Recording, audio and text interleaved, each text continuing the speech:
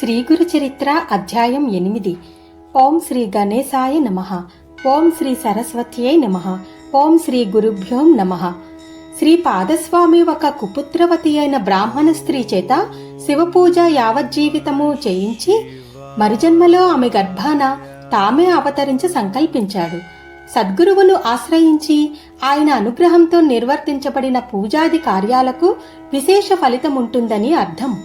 అలాగాక మనకై మనమే ఆచరించే పూజాదుల ఫలితం సామాన్యంగానే ఉంటుంది. కారణం, మహాత్ముల సాన్నిధ్యం మనలో సత్వగుణాన్ని విశేషంగా వృద్ధి చేస్తుంది. సత్వాది గుణ ప్రాబల్యాన్ని బట్టే యజ్ఞ దాన తపః కర్మల ఫలితముంటుందని భగవద్గీత చెబుతుంది. అందుకే తత్వదర్శి అయిన సద్గురువును ముముక్షువులు ఆశ్రయించి తీరాలని భగవద్గీతకు హృదయమని చెప్పదగిన తత్విద్ధి ప్రణిపాతేన అన్న శ్లోకం చెబుతుంది.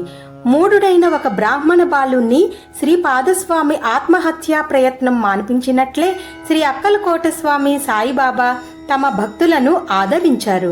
తర్వాత శ్రీ పాదస్వామి హస్తమస్తక సంయోగం చేత త్రుటిలో ఆ మూఢ బాలుణ్ణి వేదాంగ పారంగతుణ్ణి చేసిన లీల అది అతిశయోక్తి కాదు. దత్తాత్రేయ స్వరూపులైన శ్రీ స్వామి సమర్థుల జీవిత చరిత్రలో అట్టి లీల ఉండటం గమనార్హం. శ్రీ పాదస్వామి చేసిన ఇట్టి అద్భుత లీలలను 8, 9, 10 అధ్యాయాలలో చూడవచ్చు. కథారంభము. నామధారకుడు స్వామి శ్రీ వల్లభులు గోకర్ణ క్షేత్రంలో ఎంతకాలమున్నారు? అసలు భగవతావతారమైన ఆయనకు పుణ్యక్షేత్ర సందర్శనము చేయవలసిన పని ఏమి? నాకీ సందేహాన్ని నివృత్తి చేసి అటుపై శ్రీ పాదస్వామి చరిత్ర తెలపండి అని కోరాడు. సిద్ధయోగి ఇలా చెప్పారు. శ్రీ పాదస్వామి గోకర్ణ క్షేత్రంలో 3 సంవత్సరాలు నివసించి తర్వాత శ్రీశైలం వెళ్లారు. అక్కడ 4 నెలలుండి భక్తులను అనుగ్రహించి అక్కడి నుండి నివృత్తి సంగమానికి వెళ్లి స్నానం చేసి తర్వాత కురువపురం వెళ్లారు. అక్కడ కృష్ణ, వేణి అనే 2 నదులు కలవటం వలన అది ఎంతో పవిత్రమైనది. దానికి తోడు భగవంతుడైన శ్రీ పాదస్వామి అక్కడ స్థిర నివాసం చేయడం వలన ఆ క్షేత్రం లోక విఖ్యాతమయ్యింది. ఇప్పుడు దానిని కురుగుడ్డి అంటారు. అక్కడ శ్రీ పాదస్వామిని శ్రద్ధాభక్తులతో కొలిస్తే సర్వకామ్యాలు సంప్రాప్తమవుతాయి. అక్కడ శ్రీ పాదస్వామి అదృశ్యులై మరొక అవతారం ధరించారు. అయినా ఇప్పటికీ ఆ కురుపురంలో ఆయన గుప్త రూపంలో స్థిరంగా ఉన్నారు. శ్రీ పాదవల్లభులు సాక్షాత్తు భగవంతుడే. వారి పాదాలలో సర్వతీర్థాలు ఉంటాయి. అయినప్పటికీ పుణ్యక్షేత్రాలన్నింటినీ పావనం చేయటానికి, ఆయా క్షేత్రాలలోని ముముక్షువులను ఉద్ధరించడానికి కూడా ఆయన దేశాటనం చేశారు. పుణ్యక్షేత్రాలు, పుణ్యనదులు తమను సేవించిన భక్తుల పాపాలు చిరకాలం కడిగివేయడం వలన చివరకు అవే మలినమవుతాయి. అప్పుడు శ్రీ పాదుల వంటి మహాత్ముల పాదస్పర్శ వలన తిరిగి పవిత్రమవ్వాలని అవి తప్పించిపోతుంటాయి. ఈ విషయం శాస్త్రాలు చెప్పాయి కూడా. ఇక శ్రీ పాదుల వృత్తాంతం వివరిస్తాను, శ్రద్ధగా విను. కురుపురంలో వేద విధుడైన ఒక సద్బ్రాహ్మణుని భార్య అంబిక మహాపతివ్రత. కాని పూర్వకర్మ వలన ఆమెకెందరో పిల్లలు పుట్టి కూడా కొద్ది కాలంలోనే చనిపోతుండేవారు. ఆమె ఎన్నో దానాలు, వ్రతాలు చేసింది. ఎన్నో తీర్థక్షేత్రాలు దర్శించింది. కొంతకాలానికి ఆమెకొక కొడుకు పుట్టాడు. కాని దురదృష్టవశాత్తు ఆ పిల్లవాడు స్తబ్దుడు, బుద్ధిహీనుడు, జడుడు అయ్యాడు. అయినప్పటికీ లేకలేక కలిగిన అతనిని తల్లిదండ్రులు ఎంతో గారాభంగా పెంచుతున్నారు. 8వ సంవత్సరం రాగానే తండ్రి అతనికి ఉపనయనం చేసి వేదాధ్యయనం చేయించాలని చూచాడు గాని ఆ మందమతి ఎంతకాలానికి ఒక్క వేదమంత్రమైనా సరిగ్గా నేర్చుకోలేకపోయాడు. ఆ మంత్రానుష్ఠానం ద్వారానైనా అతనిని బుద్ధిమంతుడిగా చెయ్యాలని తండ్రి అతనిని కొడుతుండేవాడు. అది చూడలేక అంబిక అడ్డు వచ్చి, వీడు లేకలేక కలిగిన పిల్లవాడు, మందమతి అయినా వీనిని దండిస్తే మటుకు ఏమి లాభం? వీనికి విద్య రాకున్నా సరే మీరు వాణ్ణి కొట్టవద్దు. బ్రతికినంతకాలం వీనిని ఇకనైనా సుఖంగా బతకనివ్వండి. ఇక మీదట మీరు వానిని శిక్షిస్తే నేను మీ ఎదుటే బావిలో దూకి మరణిస్తాను అన్నది. ఆ బ్రాహ్మణుడు కూడా ఆలోచించి ఆ పిల్లవాడు అజాగళస్తనం వలె వ్యర్థుడని తలచి నిరాశ చెంది ఊరుకున్నాడు. కొంతకాలానికి ఆ బ్రాహ్మణుడు ఆ దిగులుతోనే మరణించాడు. దిక్కులేక అతని భార్య అంబిక తన కొడుకుతో కూడా బిచ్చమెత్తుకుని బ్రతుకుతూ ఉండేది. ఆ బాలుని చూచి గ్రామస్తులు, ఓరి పండితపుత్ర, నీ బ్రతుకు వ్యర్థం. నీవు నీ కులానికే మచ్చ తెచ్చావు. నీ తల్లి బిచ్చమెత్తుకొస్తే కూర్చొని తింటున్నావు. సిగ్గులేదా? నది నుండి మంచినీరు మోసి అయినా బ్రతుకురాదా? నీ వలన నీ పితృదేవతలకు కూడా అధోగతి కలుగుతుంది. నీ బ్రతుకుకు ఏమి ప్రయోజనం? పవిత్రమైన భిక్షావృత్తి నీ వంటి అసమర్థుడికి తగదు. ఇలా బ్రతికే కంటే ఈ కృష్ణానదిలో దూకి చావరాదా అని పరిహసించేవారు. చివరకు ఆ బాలుడు లోకుల పరిహాసాన్ని భరించలేక ఆత్మహత్య చేసుకోదలచి నదివైపుకి పరిగెత్తాడు. అతనిని వారించగల శక్తిని కోల్పోయిన అతని తల్లి కూడా నిస్సహాయురాలై తాను కూడా ఆత్మహత్య చేసుకోదలచి అతని వెంట పరిగెత్తసాగింది.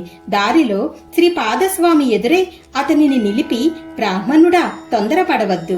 పూర్వకర్మ వల్ల నీకీ దుస్థితి దాపురించింది. దానికి తోడు నీవిప్పుడు బలవంతంగా మరణిస్తే నీకు బ్రాహ్మణ హత్య, ఆత్మహత్య దోషాలు చుట్టుకుంటాయి. అవి నివారింపరానివి. అందువలన నీవు జీవించి ఎంతటి కష్టాలైనా ఓరిమితో అనుభవించి దుష్కర్మ నుండి శాశ్వతంగా విముక్తుడవడం మంచిది అన్నారు.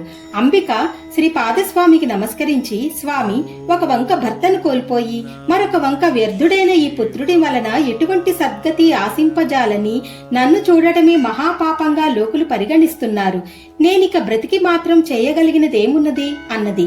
ఆమె మాటలు విని కరుణార్థ హృదయుడైన శ్రీపాదస్వామి, అమ్మా, ఆత్మహత్య వలన రాబోయే జన్మలో మరొక పాపం కూడా అనుభవించవలసి వస్తుందే కాని వేరే ప్రయోజనమేమున్నది? కనుక నీవు మిగిలిన జీవితమంతా శివపూజలోనే గడుపు. అలా చేస్తే వచ్చే జన్మలో నా వంటి కుమారుణ్ణి పొందగలవు అన్నారు.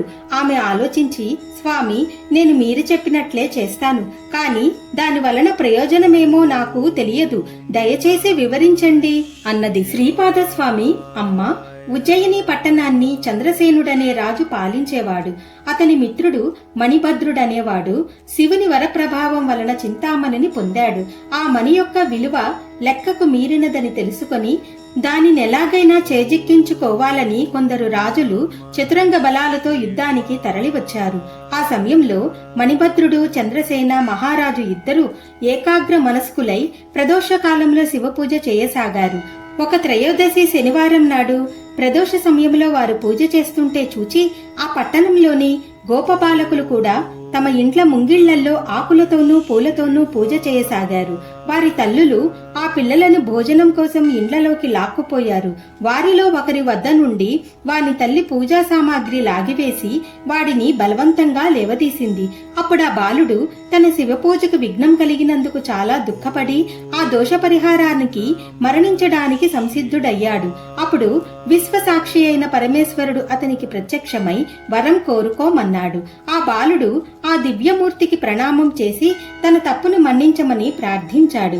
శివుడు, వత్స, భక్తి చేత నీవు నా సాయుధ్యం పొందగలవు. నీ తల్లి తెలియక అపరాధం చేసింది. అయినా నీ అర్చనా విధానం చూచింది కనుక మరుజన్మలో విష్ణుజనని అవుతుంది అని వరమిచ్చి అంతర్ధానమయ్యాడు. అక్కడున్న లింగము దివ్య తేజస్సుతో వెలిగిపోతున్నది. యుద్ధానికి వచ్చిన రాజులంతా ఇది చూచి సూర్యుడు రాత్రిపూట కూడా ప్రకాశిస్తున్నాడని తలచారు. అంతటి భక్తి శ్రద్ధలు ప్రజలలో కలిగించిన పుణ్యాత్ముడైన చంద్రసేనుడికి మేలు చేయదలిచి అంతటి మహానుభావునితో యుద్ధం చేయాలనుకోవడం బుద్ధి తక్కువని పశ్చాత్తాపం చెంది వారంతా సగౌరవంగా చంద్రసేన మణిభద్రులను దర్శించడానికి వచ్చారు.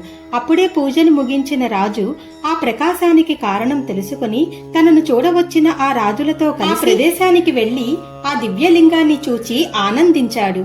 ఆ గోపబాలకుడు చెప్పగా ఆ వృత్తాంతమంతా విన్న చంద్రసేనుడు మిగిలిన రాజులు ఆ పిల్లవాడికి గోపాధిపత్యము, ధనము ఇచ్చి వెళ్లిపోయారు. తరువాత ఆ గోపాలుని తల్లి యశోదగా జన్మించి విష్ణువునకు జనని అయ్యింది. కనుక అమ్మా, శివపూజ మహిమ వలన మరుజన్మలో నీవు కూడా అలాగే అవుతావు అన్నారు. ఆ కథ విని అంబిక ఇలా అడిగింది, స్వామి, శివపూజ వలన కలిగే ఫలితం వచ్చే జన్మలో కదా, ఈ జీవిత శేషం నేనెలా గడపాలి? మహానుభావ, అందరూ పరిహాసాలకు గురి అవుతున్న నా బిడ్డడు ఏ క్షణాన ఆత్మహత్య చేసుకుంటాడో తెలియదు. నన్ను మాతృత్వంతో రక్షించు అని వేడుకున్నది. ఆ కరుణాసముద్రుడి హృదయం కరిగి తన చేతిని ఆమె కుమారుని తలపై పెట్టి ప్రణవముచ్చరించాడు. ఆ మూర్ఘబాలుడు తక్షణమే బృహస్పతి అంతటి జ్ఞాని వక్త అయ్యాడు. అప్పుడు అతనిని మాతృసేవకు నియోగించి శ్రీపాదస్వామి ఆమెతో, అమ్మా, దుఃఖం విడిచి నీ జీవిత శేషమంతా శివపూజలో గడుపు. వచ్చే జన్మలో నా అంతటి కుమారుడు కలుగుతాడు అని వరమిచ్చాడు. ఆమె పరమానంద భరితురాలై పుత్రునితో తన ఊరికి వచ్చి జీవితమంతా శివార్చనలో గడిపి ధన్యురాలయ్యింది. శ్రీ దత్తాయ గురువే నమః. శ్రీ శ్రీపాద శ్రీ వల్లభాయ నమః. శ్రీ నృసింహ సరస్వత్యై నమః. 8వ అధ్యాయం సమాప్తం. దత్తాత్రేయ త్రిమూర్తి రూప త్రిభువన లోక రక్షక